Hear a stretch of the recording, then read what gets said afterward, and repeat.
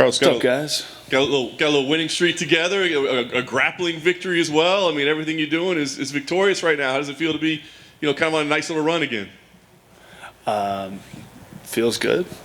Kind of back to feeling normal.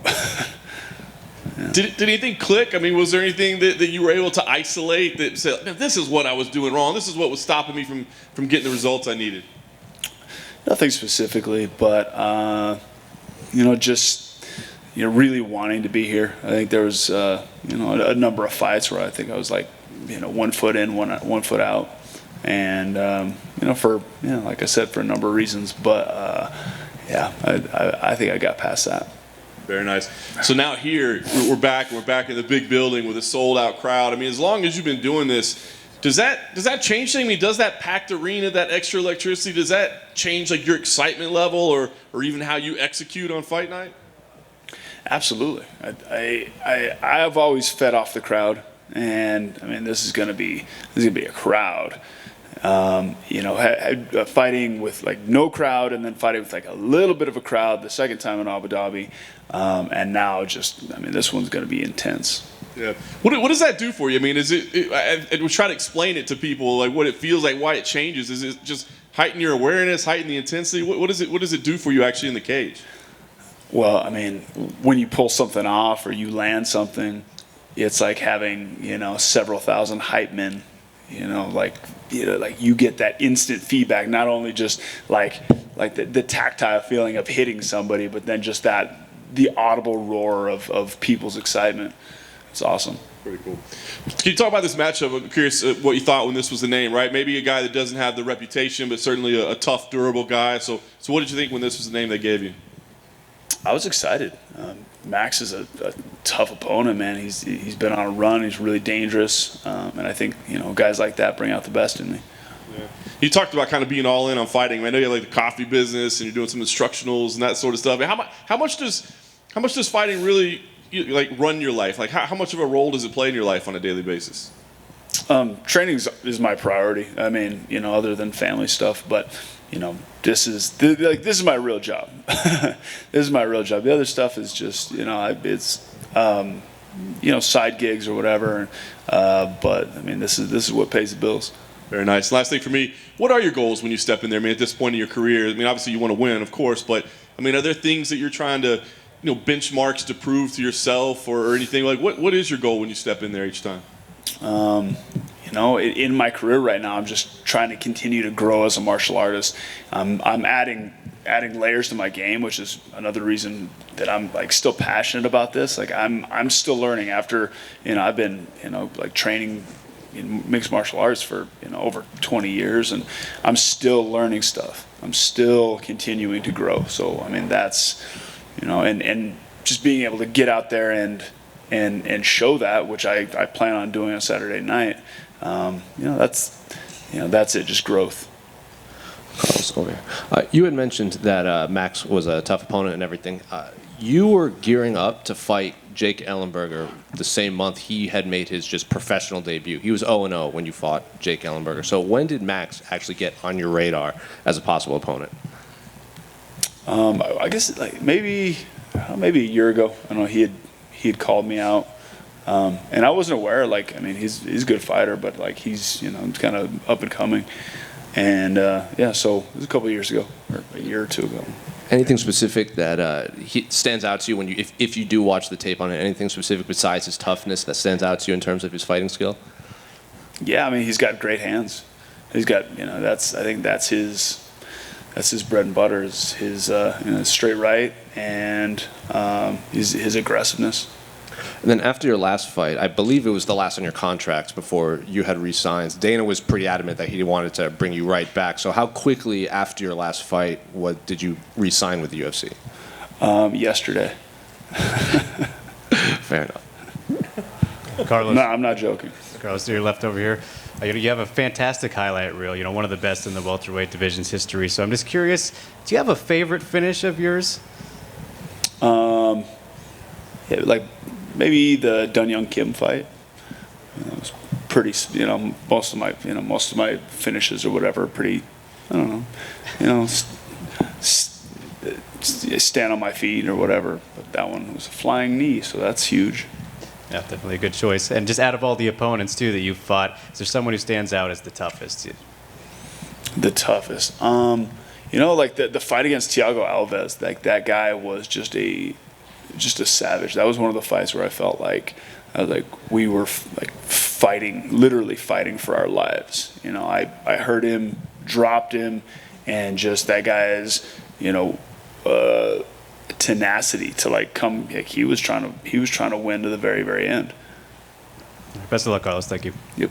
Carlos, you just said that yesterday you re-signed.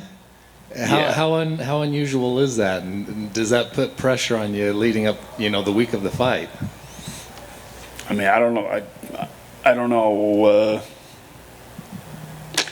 I don't know how unusual it is. I guess you'd have to ask somebody else. Ask the UFC. I only sign my contracts. They deal with everybody else's. No, I mean we were close. We were close on everything. Yeah, so that's all I got to say about that. And you mentioned 1 foot in, 1 foot out. Mm-hmm.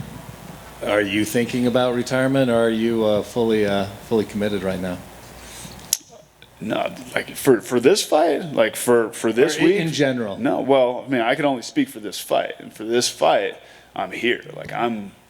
I'm here to do the thing, and I'm fucking excited, and I'm all in. I get an opportunity to throw down, fucking push my chips to the middle of the table, fucking winner takes all.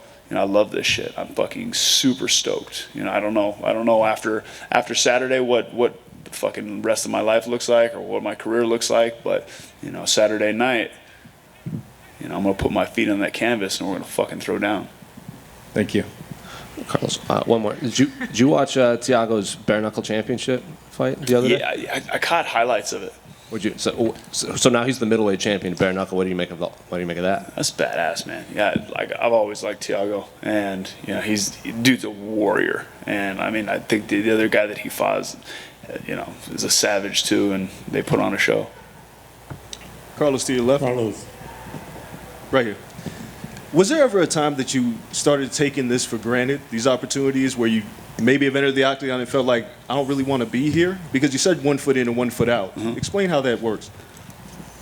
I'm sure. I mean, I've been doing this since I was young, right? This has been my whole life. And when you have, and I don't know if it's like taking it for granted, because I've worked for all of this, right? Like this is me. I got here by, my hard work. I started as an athlete when I was like 5 years old. Like I've answered, more bells and been in more competition than really anybody that I know. I've always been an athlete. So this right here, having the opportunity to come and fight in the octagon, this started when I was like 5 years old. This was, I don't know how many practices, how many matches, how many, whatever, games that I played would prepare me for this. I've been training for this forever. So in a sense, it's just normal to me. So,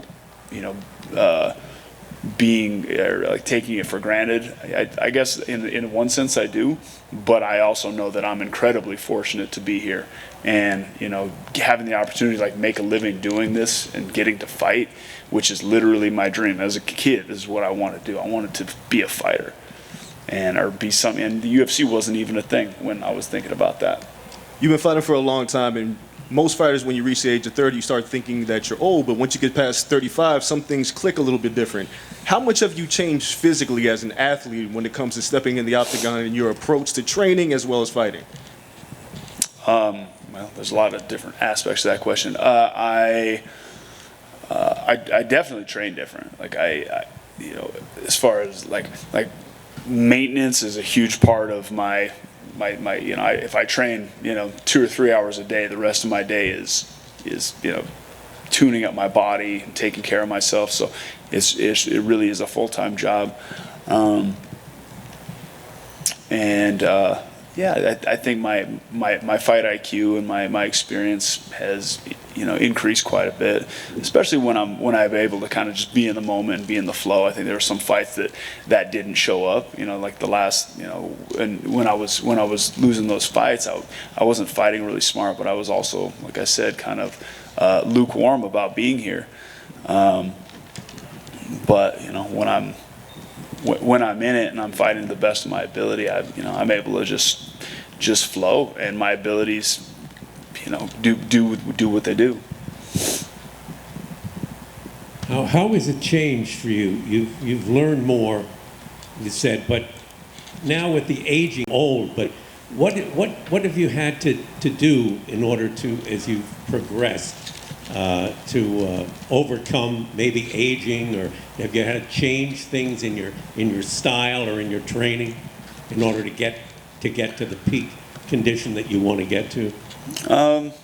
Well, I'm definitely more discerning with who I train with and the sparring partners that I bring in.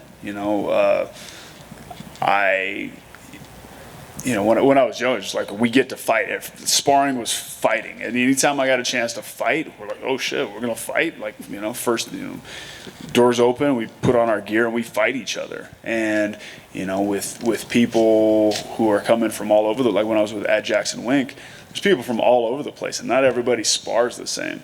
And at a certain point, it's like, okay, well, if I fight all the time in the gym, that's going to affect my longevity, and I'm going to run into, injuries and, repetitive, punches and all that shit, which is obviously something that, you want to mitigate as you're coming, as you're, working your way through your fight or your fight career. So I think that's probably the biggest one, just like really picking my training partners wisely. Carlos, over here. Brandon Moreno was part of the first group over here. Sorry, here. Brandon Moreno was part of the first group of Mexicans that arrived at the gym in 2014. Mm-hmm. How do you think about his development? Do you remember anything about him when he started training there? Yeah, I do.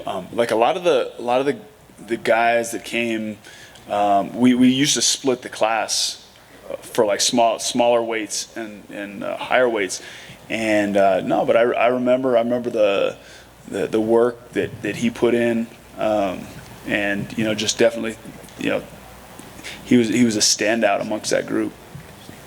Thank you. Carlos, over here on your left, right over this way. Your previous opponent, Matt Brown, just scored a highlight reel knockout in his last fight. I was wondering what your thoughts were on his performance.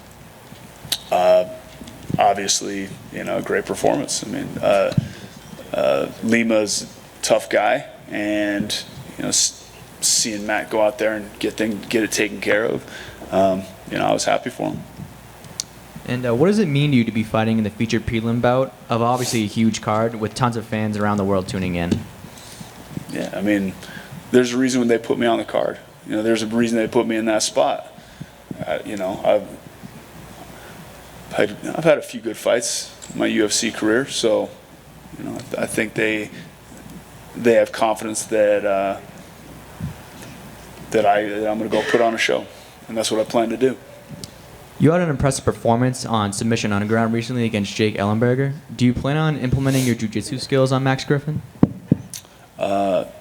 Yeah, I mean, I have a lot of depth to my game. I have a lot of different ways to win, and whether it's standing or on the ground, I'm looking to finish, one way or another. I'm looking to finish. So I've been working a lot on my jiu-jitsu, but also my striking is my bread and butter. So we'll see.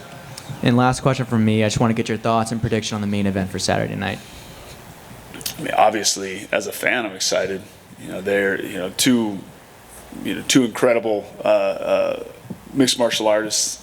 Really kind of at the pinnacle of their careers. In a trilogy. It's just, what is this, the rubber match? Yeah, and I mean, hell of a fight, really. And I'm a big fan of both the fighters. So, thanks, Carlos. Yep. Thanks, guys.